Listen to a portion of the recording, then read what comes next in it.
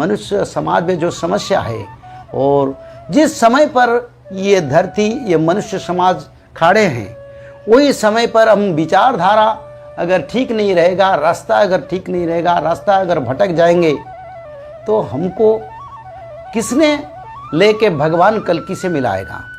मालिका किस लिए लिखा गया? मालिका इसलिए लिखा गया भक्त लोगों को भगवान के पास लाने के लिए और भक्त और भगवान के मिलन के लिए और धर्म संस्थापना के लिए, भक्त लोगों को एकजुट सारा विश्व में करने के लिए, इसलिए मालिका लिखा गया।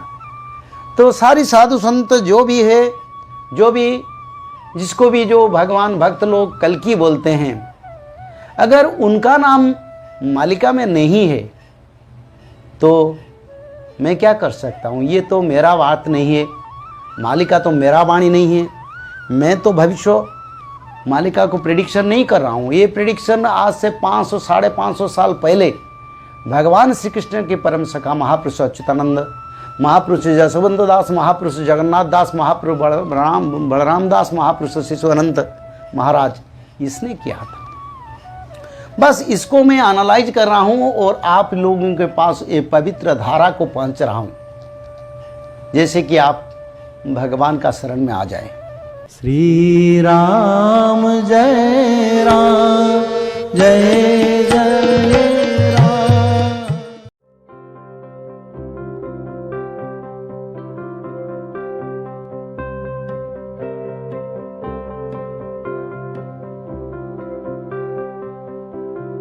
महापुरुष अच्युतानंद दास ने अपने मालिका ग्रंथ तेर जन शरण में लिखा कि उनका जीवन बहुत दुखमय रहा। उन्होंने कलियुग अंत में भक्तों के उद्धार हेतु भविष्य मालिका के अनेक ग्रंथों की रचना की, पर बदले में पापियों ने उन्हें बदनामी और निंदा ही दी।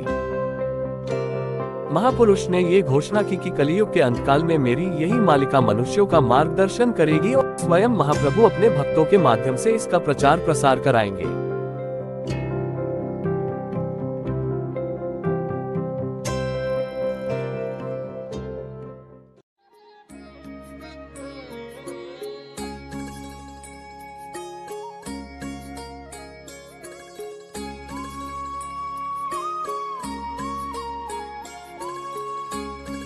संत अच्युतानंद दास बताते हैं कि उड़ीसा के अलसुधा बेलपड़ा गांव स्थित जिनकारी मुनि के आश्रम के निकट रुचिक पर्वत में अरबों के हीरे दबे पड़े हैं, जो माधव महाप्रभु के द्वारा निकलवाए जाएंगे। उस समय तक संत अच्युतानंद दास के सभी 13 जन्म पूरे हो चुके होंगे और फिर वे शरीर धारण कर नहीं रहेंगे। अब चूंकि पृथ्वी पर महापुरुष नहीं रहे और महाप्रभु सत्य अनंत माधव की अवतार लीला आरंभ हो चुकी है, अतः गुरु परंपरा के अनुसार अभी केवल माधव महाप्रभु ही हम सबके एकमात्र गुरु हैं।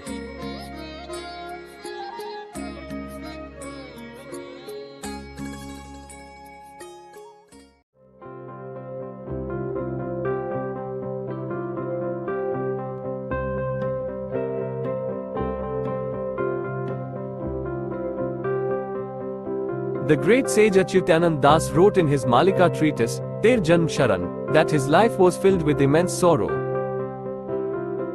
He composed several texts of Bhavishya Malika for the redemption of devotees at the end of Kali Yuga. However, in return, the sinners defamed and slandered him. Achyutanand Das proclaimed that during the final phase of Kali Yuga, this very Bhavishya Malika of his would guide humanity, and the Lord himself would spread its message through his devotees.